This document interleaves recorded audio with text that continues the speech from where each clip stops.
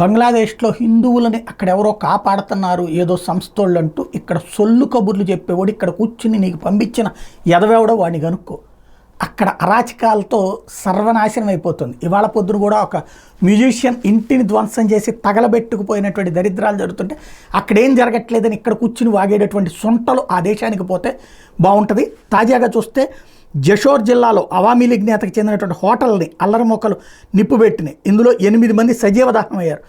మరోవైపు మంగళవారానికి 24 మంది శవాలు తేలినాయి. అందులో అలాగే ప్రాణాలు కోల్పోయిన వాళ్ళ సంఖ్య దేశవ్యాప్తంగా 440, అధికారికంగా అనధికారికంగా 2000కు పైగా చనిపోయారని చెప్తున్నారు. సోమవారం ఒక్కరోజు 109 మంది మృతి చెందారు. హిందువులు, ఇతర మైనార్టీల ప్రార్థనా మందిరాలు, ఇళ్ళు, దుకాణాల మీద దాడులు జరుగుతున్నాయి. కనీసం 2 హిందూ నేతలు ప్రాణాలు కోల్పోయారు. కోల్కతా, ఢాకా బస్సు సేవలు నిలిచిపోయినాయి. భారత్ బంగ్లాదేశ్ మధ్య రైలు సేవలు నిరవధికంగా రద్దు చేశారు. విమానాలు పాక్షికంగా పునరుద్ధరణకు నోచుకున్నాయి. బంగ్లాదేశ్కి ప్రయాణాలు చేయొద్దని అమెరికా తమ పౌరులను హెచ్చరించింది.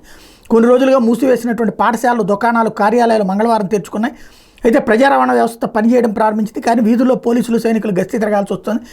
మాజీ ప్రధాని బంగ్లాదేశ్ నేషనలిస్ట్ పార్టీ అధిపతి ఖలీదా జియా గృహ నిర్బంధం నుంచి విడుదలవడం, జూలై 1వ తేదీ నుంచి వివిధ ఘటనలో అరెస్ట్ అయిన వాళ్ళని విడుదల చేసే పని మరొక వైపున మొదలైంది.